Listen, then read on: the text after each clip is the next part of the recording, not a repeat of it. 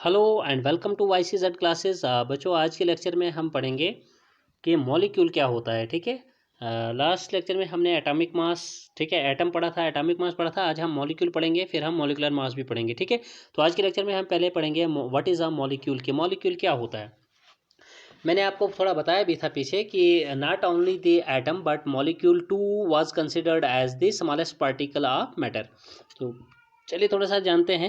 तो लेक्चर को शुरू करने से पहले मैं आपको बताना चाहूँगा कि अगर आप अभी भी बेटा मेरे चैनल पे नए हैं, अभी तक आपने चैनल सब्सक्राइब नहीं किया है, तो फटाफट से चैनल सब्सक्राइब कीजिए बेटा, लाइक कीजिए, अपने फ्रेंड के साथ ज़्यादा से ज़्यादा चैनल को शेयर कीजिए। तो चलिए इस लेक्चर को शुरू करते हैं। What is a molecule. ठीक है, तो a molecule is defined as the smallest particle. ठीक है, आप बताएंगे यहाँ पे कि मॉलिक्यूल जो होता है ये smallest particle of an element हम बोल सकते हैं या कंपाउंड बोल सकते हैं। Smallest particle of an element or compound that is capable of independent existence. देखो मैं आपको बताता चलूँ कि एटम में हम ये नहीं कह सकते हैं कि एटम भी स्मॉलेस्ट पार्टिकल ऑफ मैटर होता है, एलिमेंट या कंपाउंड होता है। ठीक है, लेकिन वो इंडिपेंडेंट एग्जिस्टेंस के लिए हम 100% वहाँ पर गारंटी जो है वो नहीं दे सकते हैं। हम बोलते हैं वहाँ पर atom is the smallest particle of an smallest particle of matter which may or may not be capable of independent existence. लेकिन यहाँ मॉलिक्यूल में हम कह रहे हैं कि molecule is a smallest particle of an element और कंपाउंड, और in general you can say smallest particle of matter. Okay, क्योंकि एलिमेंट कंपाउंड मैटर ही तो है। That is capable of independent existence. ये बहुत बड़ी बात है कि ये मॉलिक्यूल जो है ये इंडिपेंडेंटली एग्जिस्ट करता है। ठीक है, यहाँ पर हम मे या मे नॉट बी की बात बिल्कुल भी नहीं करते हैं। यहाँ पर हम एक मतलब गारंटी के साथ कहते हैं कि मॉलिक्यूल जो है वो इंडिपेंडेंटली जो है वो एग्जिस्ट कर पाता है, कर सकता है। ठीक है, फिर से मैं मॉलिक्यूल की डेफिनेशन बता रहा हूँ। A molecule is defined as the smallest particle of an element और a compound that is capable of independent existence and shows all the properties of that substance। और जिस सब्सटेंस का ये मॉलिक्यूल होता है उसकी ये सारी प्रॉपर्टीज जो है वो शो करता है। ठीक है, नेक्स्ट इंपॉर्टेंट पॉइंट आप मॉलिक्यूल के बारे में याद रखेंगे कि a molecule is generally made of two और more atoms that are chemically bonded together by attractive forces. कि मॉलिक्यूल जो है ये बेटा बना हुआ होता है दो या दो से ज्यादा एटम्स के साथ। ठीक है, आपने ये बात याद रखनी है। Although atoms and molecules both are considered as the smallest particles of matter, but you have to keep in mind this thing also that molecule is made up of two or more atoms। कि molecule जो है वो दो या दो से ज्यादा atom से बना हुआ होता है। That are chemically combined together by attractive forces. जैसे कि आपको अट्रैक्टिव फोर्सेस का मतलब हो गया केमिकल बॉन्ड। ठीक है, यानी सिंपली जो हम बॉन्ड बोलते हैं या केमिकल बॉन्ड बोलते हैं, और वो केमिकल बॉन्ड होता क्या है, वो तो अट्रैक्टिव इंट्रैक्शन ही होती है, अट्रैक्टिव फोर्स ही होती है जिससे कोई दो एटम्स आपस में हेल्ड टुगेदर होते हैं। तो जब हम यहाँ पर ये बात कह रहे हैं कि ये जो हमारे पास यहाँ पे जो हम मॉलिक्यूल की बात कर रहे हैं कि ये दो या दो से ज़्यादा एटम्स के साथ बने हुए होते हैं, और वो एटम्स जो है मॉलिक्यूल के आपस में हेल्ड टुगेदर होते हैं अट्रैक्टिव फोर्सेस यानी केमिकल बॉन्ड से। ठीक है, तो उसके बाद है नेक्स्ट इंपॉर्टेंट पॉइंट बेटा। फिर केमिकल बॉन्ड हमारा उसकी अलग अलग टाइप्स हैं, जैसे कोवलेंट, इलेक्ट्रोवैलेंट, कोऑर्डिनेट वगैरह। लेकिन आप याद रखेंगे कि वो मॉलिक्यूल के जो एटम्स होते हैं वो आपस में जुड़े होते हैं, आपस में अट्रैक्ट होते हैं, आपस में बाइंड होते हैं एक केमिकल बॉन्ड से या अट्रैक्टिव फोर्सेस से। तो a molecule is formed by atoms of same और डिफरेंट एलिमेंट्स। ये भी एक इंपॉर्टेंट पॉइंट है बेटा। एक मॉलिक्यूल जो है वो बन सकता है same atoms of same element से भी और एटम्स ऑफ डिफरेंट एलिमेंट से भी। जैसे देखिए यहाँ पर इस बेसिस पे बेटा कि whether the molecule is made by same atoms और by different atoms, on this basis you can say molecule is of two types. First one है if a molecule is formed by atoms of same element. अगर molecule आपके पास same atoms of same element से बना है, ठीक है, then it is called as homo atomic. तब हम उसको बोलेंगे homo mean same, homo atomic, या बोलेंगे होमो न्यूक्लियर मॉलिक्यूल। याद रखिए प्लीज इसको। तब हम अगर सेम एटम्स ऑफ एलिमेंट से मॉलिक्यूल की फॉर्मेशन होती है तब हम ऐसे मॉलिक्यूल को होमो एटॉमिक या होमो न्यूक्लियर मॉलिक्यूल कहते हैं। जैसे देखिए हम एग्जांपल कहते हैं, मान लीजिए कि मैं कह रहा हूं H2 मॉलिक्यूल, हाइड्रोजन मॉलिक्यूल। इसका मतलब ये हो गया कि H2 मॉलिक्यूल जो है ये सेम हाइड्रोजन एटम और हाइड्रोजन एटम ठीक है, दोनों हाइड्रोजन एटम जो है यहाँ पर आपस में कंबाइन हुए हैं और H2 जैसा मॉलिक्यूल जो है सिमिलर वो आपस में यहाँ पर प्रोड्यूस किए। इसी तरह से बेटा देखिए ऑक्सीजन O2 मॉलिक्यूल, यहाँ पर भी ऑक्सीजन मॉलिक्यूल में सेम एटम्स हैं, ठीक है, ऑक्सीजन एटम्स आपस में कंबाइन होकर जिनके बीच आपको यहाँ पे मालूम होना चाहिए कि डबल बॉन्ड बनता है, ठीक है। तो ये भी यहाँ पर जो है एक एग्जाम्पल आती है होमो न्यूक्लियर मॉलिक्यूल की, ठीक। उसके बाद है बेटा यहाँ पे सेकंड टाइप इसकी, if on the other hand अगर हम देखेंगे if the molecule is formed by atoms of different elements, अगर molecule atoms of different elements से बन रहा है, उसकी फॉर्मेशन हो रही है, then it is called as hetero atomic और हेटेरो न्यूक्लियर मॉलिक्यूल। तब हम उसको या तो हेटेरो एटॉमिक या तो फिर हम इसको या हेटेरो न्यूक्लियर मॉलिक्यूल कहते हैं। एज एन एग्जांपल मान लीजिए कि यहाँ HCl मॉलिक्यूल है, हाइड्रोजन क्लोराइड मॉलिक्यूल आप बोल रहे हो, तो इसमें एक एटम जो है पार्टिसिपेटिंग हाइड्रोजन है और दूसरा जो है वो क्लोरीन है, तो ये सेम एटम्स थोड़ी ना है, ये तो डिफरेंट है। तो यहाँ पर आप बोलोगे ऐसे मॉलिक्यूल को आप बोलोगे hetero means different, hetero atomic molecule या बोलोगे हेटेरो न्यूक्लियर मॉलिक्यूल, ठीक। इसी तरह से आप नेक्स्ट एग्जांपल बोल सकते हो जैसे H2O मॉलिक्यूल, ठीक है, यहाँ पर आपका एक एटम जो है हाइड्रोजन है, नेक्स्ट आपका ऑक्सीजन है, नेक्स्ट आपका हाइड्रोजन है, यानी कुल मिला के दो किस्म के एटम्स है यहाँ पर, एक हाइड्रोजन और दूसरा ऑक्सीजन, ठीक है, लेकिन सेम तो है नहीं, डिफरेंट है, लिहाजा ये भी एक हेटेरो एटॉमिक मॉलिक्यूल है। CH4 को देख लीजिए, चार भले ही हाइड्रोजन सेम है लेकिन दूसरा जो है नेक्स्ट वाला एलिमेंट जो है वो कार्बन है, तो यहाँ कार्बन और हाइड्रोजन के जैसे एलिमेंट्स एटम्स आपको मिल रहे हैं कॉम्बिनेशन में, तो लिहाजा ये जो मॉलिक्यूल इस तरह के यहाँ पे फॉर्म हो रहे हैं या एग्जांपल्स इनकी आ रही है, ये हेटेरो एटॉमिक या हेटेरो न्यूक्लियर मॉलिक्यूल की एग्जांपल है।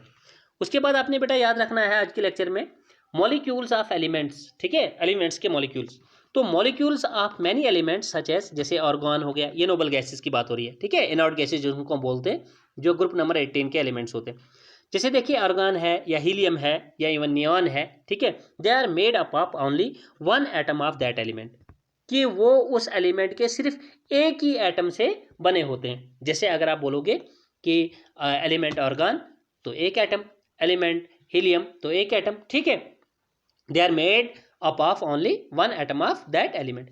But most of the non metals की अगर हम बात करेंगे, but most of the non metals exist as diatomic in nature, लेकिन अगर हम नॉन मेटल्स की बात करेंगे, मोस्ट नॉन मेटल्स की बात करेंगे, वो लगभग जो है मोस्टली क्या करते हैं, डाई एटॉमिक फॉर्म में एग्जिस्ट करते हैं। और यहाँ पर आपने याद रखना है non metals which exist as या which occur as whose physical state is gases, मतलब गैसियस नॉन मेटल जो है बेटा, स्पेशली जो गैस होती है ना नॉन मेटल्स या एलिमेंट्स, आप बताएंगे गैसियस एलिमेंट्स, वो डाई एटॉमिक एग्जिस्ट करते हैं। तो नॉन मेटल्स जो मोस्टली क्या होते हैं, नॉन मेटल्स मोस्टली जो है वो डाई एटॉमिक फॉर्म में एग्जिस्ट करते हैं। जैसे देखिए ऑक्सीजन O2 दो एटम्स, आप एक ही ऑक्सीजन, जब आप कोई रिएक्शन लिखेंगे, जैसे मान लीजिए मैंने हाइड्रोजन H2 लिखा, प्लस में लिखूंगा ऑक्सीजन, तो एक ही O नहीं लिखूंगा, या हाइड्रोजन A1 लिखा तो एक ही H नहीं लिखूंगा, बल्कि मैं H2 लिखूंगा प्लस O2 लिखूंगा, ठीक है, रिएक्शन में।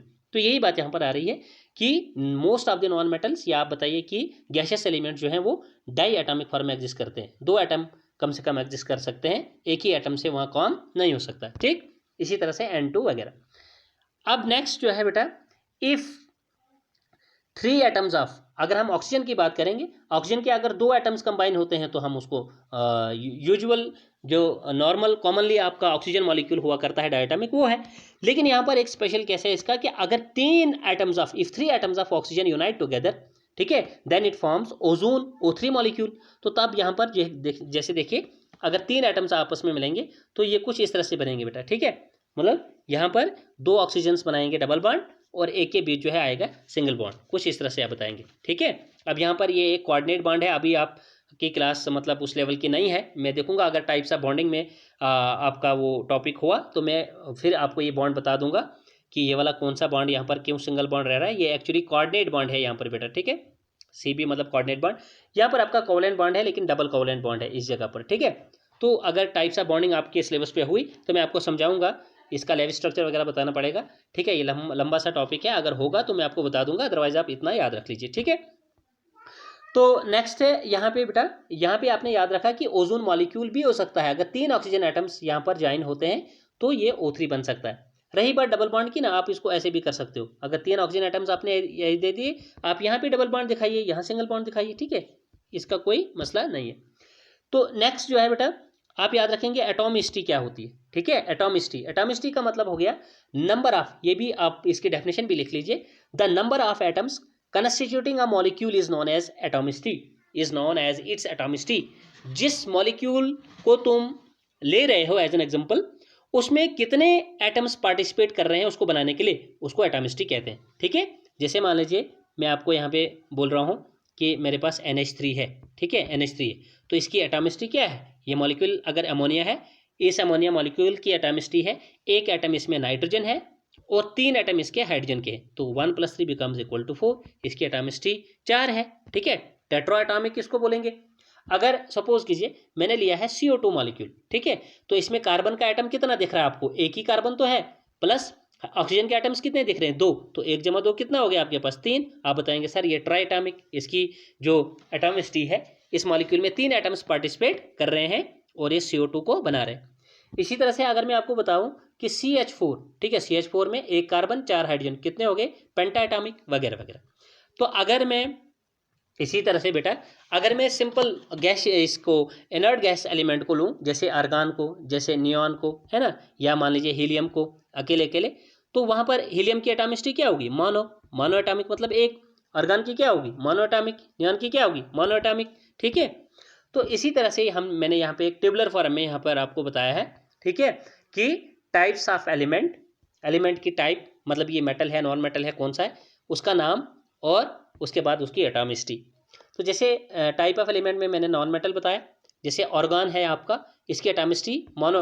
ऑर्गन जब भी हम लिखेंगे AR2 AR3 वगैरह नहीं लिखेंगे, एक ही एटम लिखेंगे, ठीक है, तो मोनो एटॉमिक इसकी एटॉमिसिटी होती है।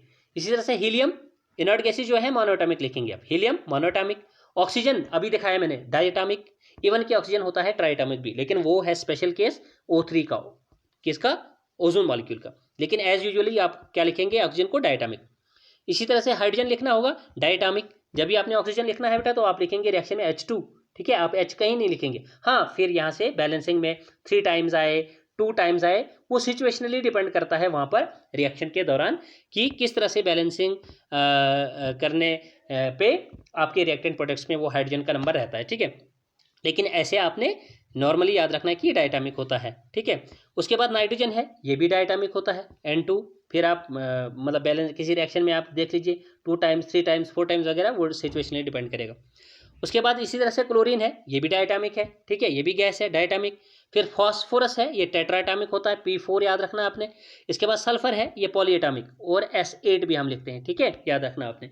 तो बेटा ये था कुछ आज के लेक्चर में जो हमने मॉलिक्यूल के बारे में पढ़ा कि मॉलिक्यूल क्या होता है, फिर होमोन्यूक्लियर या होमोएटॉमिक मॉलिक्यूल क्या होता है, हेटेरोएटॉमिक मॉलिक्यूल क्या होता है, ठीक है, फिर एटॉमिसिटी क्या पढ़ी, तो एटॉमिसिटी क्या होती है वो भी हमने पढ़ी।